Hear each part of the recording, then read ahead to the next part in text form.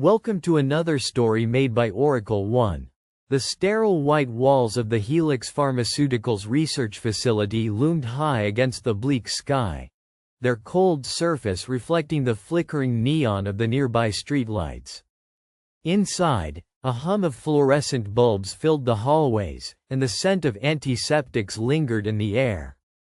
On the surface, Helix was an ordinary clinical research center, a place where science and progress merged to solve humanity's ailments. Yet, behind closed doors, something far darker was unfolding. 23 volunteers sat in a circle within the observation room, their faces half lit by the glow of the monitors surrounding them. They were all participants in Helix's latest pharmaceutical trial, codenamed Project Apex, intended to test the safety and efficacy of a revolutionary new drug designed to enhance cognitive functions in individuals suffering from neurodegenerative disorders. The trial was supposed to be routine. The volunteers promised comprehensive care, compensation, and the chance to make history. But the volunteers' unease was palpable, a quiet undercurrent rippling through the sterile chamber. Among them was Grace Sullivan, a woman in her early 30s with a background in neurobiology who had volunteered partly out of curiosity and partly driven by a personal longing to find meaning after the loss of her father to Alzheimer's. Grace had been part of the study for 3 weeks.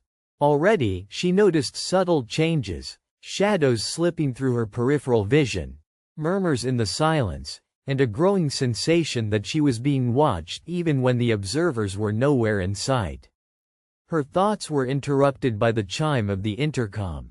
"Code blue in Sector 5.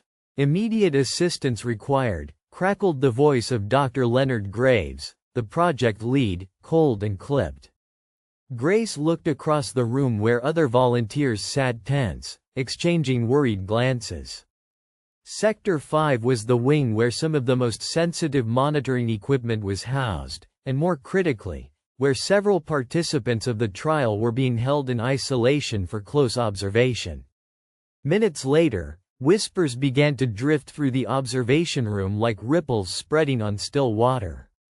Helen, a tall woman with short cropped hair and a skeptical lean, turned to Grace in a low whisper.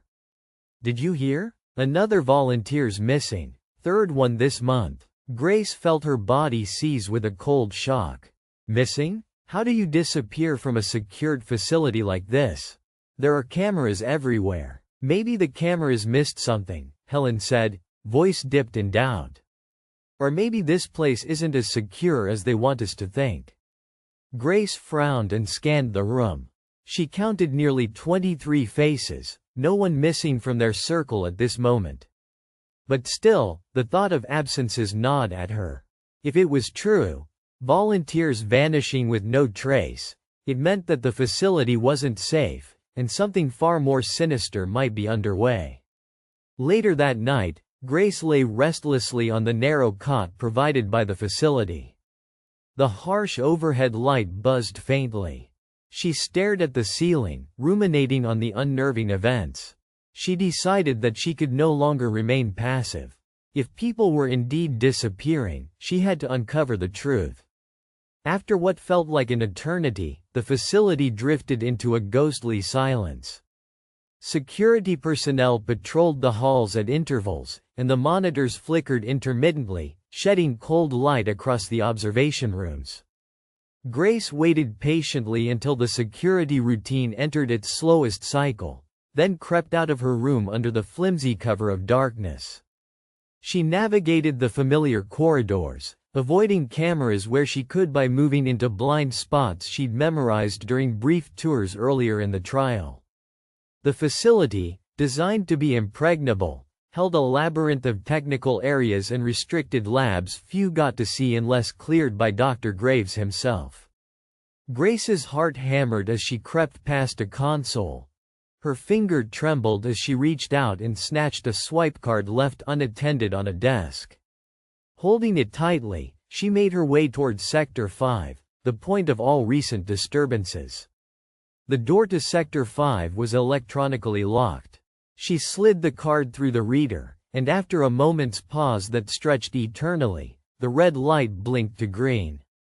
The door hissed open, revealing a dim corridor lined with small rooms, each containing subjects under observation. But the rooms were empty. Instead of human activity, a chilling silence pervaded the hallway. Grace's pulse quickened. If volunteers were disappearing, this was where the trail would lead. At the end of the corridor, a small terminal blinked with unread logs. She rushed over to the console and rigged a makeshift access with her card, fingers flying over the keys.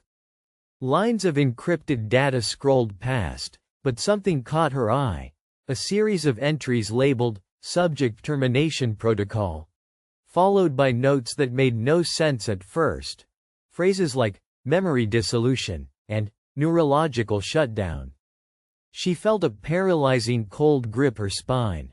Before she could dig deeper, an alarm blared through the corridor. Panic surged. Grace's instincts screamed for her to flee. She tore away from the terminal and sprinted back the way she had come. But the halls had changed. The exit she'd just passed through was now a solid wall of steel, no longer a doorway. The lights flickered and dimmed as security systems activated. Grace Sullivan, unauthorized access detected. A voice echoed over the PA system, clinical and devoid of empathy. Proceed to nearest security checkpoint. No checkpoint was nearby. Grace darted into a side hallway, heart pounding like a drum, and the sterile building began to feel like a maze of endless nightmares. Suddenly, a shadow emerged at the intersection. A man in a lab coat stepped into the faint light, Dr. Leonard Graves himself. His calm demeanor was chilling, his eyes cold and unreadable. "You shouldn't be here, Grace," he said softly, voice like ice against her throat. "This trial is not what it seems. For your own safety and the safety of others, you must come with me." "Where are the missing volunteers?" Grace demanded, her voice cracking but resolute. Dr. Graves smiled faintly, without warmth. "They have transcended beyond the capabilities of ordinary human cognition. The drug is working, but it demands sacrifices." Grace's mind raced. Sacrifices? The vanishing volunteers were casualties, victims of something he was hiding. "No," she said, stepping back, eyes darting for an escape. Graves pulled out a small device, a silenced tranquilizer dart. "I'm sorry, Grace." The world tilted and faded. Grace awoke in a white room, the same antiseptic smell heavy in her nostrils. Her limbs were restrained loosely by thick bands, just enough to prevent escape but not to cause pain. A monitor flickered on, revealing surveillance of other rooms showing volunteers. Some in similar states, others vacant, the halls eerily quiet. Dr. Graves entered, accompanied by two sterile-clad nurses. "You're awake. Good. You've barely had time to grasp the trial's full extent. Your cognitive enhancements have progressed beyond expectations, Grace, but control is paramount." Grace struggled, testing the restraints, but it was futile. "We are not merely testing a drug," Graves continued, eyes gleaming. "We're exploring the limits of human consciousness, the boundaries between reality and cognition. The volunteers who vanished are not gone. Their minds have been integrated into our networked system, a collective consciousness that will usher in a new epoch." Grace felt nausea rise. A networked consciousness, like digital lobotomies, imprisoning minds within a manufactured reality. "Why me?" she whispered. "Because of your background, your brain's plasticity," Graves said. "You are pivotal. Now, we must complete your transition." A nurse approached with a needle filled with a glowing blue serum. Grace's pulse slammed in her ears. With a sudden push, she leveraged a moment of distraction, kicking the nurse in the shin. The nurse cried out, halting the injection. Graves snarled, lunging for her. Grace twisted in the restraints with all her might. The chair toppled, sending her sprawling to the ground. She scrambled toward the door, reaching the console at the room's entrance. Her fingers screamed as she slammed commands into the panel. "Security lockdown disabled," a voice announced. The door hissed open. Chaos exploded in the corridor. Alarms screamed. Red lights flashed. Other volunteers stirred in their isolation, murmuring, "Awakening." Grace grabbed a clipboard from a desk nearby, scanning notes. A map of the lower levels where the main server nexus powered the sinister network connecting these drug-fueled mines. She dashed through the hallways, backtracking to the elevator shaft. Powered down, but stairs led downward, spiraling into darkness. As she descended, the hum of servers grew louder. A citadel of glowing machines contained the imprisoned minds of her peers. Movement ahead. 2 guards appeared, blocking her path. Grace's mind raced. She remembered the faint smell of cigarette smoke and grease from the maintenance doorways, a back vent marked with a faded symbol. Without hesitation, Grace dodged left into a small alcove, pressing her arm against a narrow duct. The guards passed by, voices echoing softly. Inside the vent, it was cramped, metallic, suffocating. She crawled forward, heart pounding. Voices thundered from below, a scientific briefing. "We're nearing total cognitive integration," Graves' voice declared. "Subject 14 is fully synchronized. Subjects 7 and 9 have begun to lose autonomous function. Soon, this control will extend beyond the facility." Grace felt despair clawing at her chest. If the drug's effect escaped the complex, the consequences could be global, minds lost in synthetic oblivion. She located a terminal inside the server room, the core interface. Her knowledge as a neurobiologist and software enthusiast coalesced. She needed to shut down the system entirely. Her hands danced across the keyboard, bypassing layers of encryption and security protocols. Time dilated with every keystroke. Suddenly, squares of bioluminescent light rose on the screens, images of trapped minds flickering in nightmares, awareness screaming silently. Grace choked back tears, her resolve steeling. The system's fail-safes kicked in. Lockdowns reactivated, automated defense turrets powered. A mechanical hum filled the space.